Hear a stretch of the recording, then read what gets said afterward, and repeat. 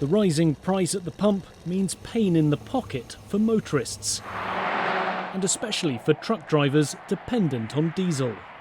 It is very high and outrageous. The last time I filled up my truck in depth, it cost me $1,178.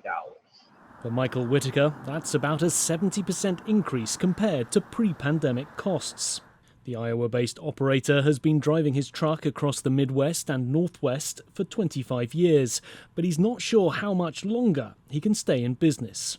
I fear that the companies, the country is going to go into a recession, and it's going to be bad. And I can see a lot of people going out of business and bankruptcies going at an all-time high. And we don't need that.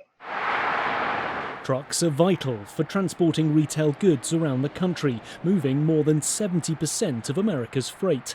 And those rising costs are being passed on to consumers.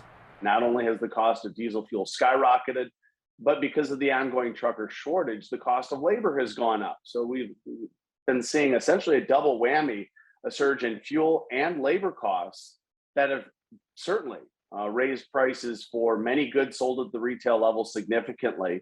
To curb prices, the White House is weighing the release of reserves from an emergency stockpile of 1 million barrels of diesel.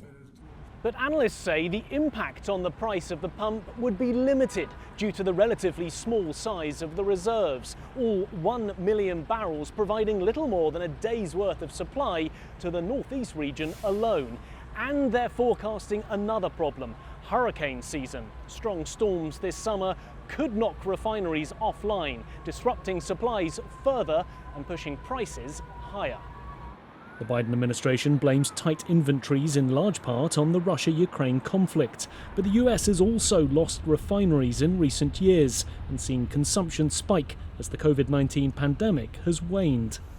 Diesel prices have eased in recent days, but with inventories remaining low, many truckers are still predicting a long, hard road ahead. Nick Harper, CGTN, Washington.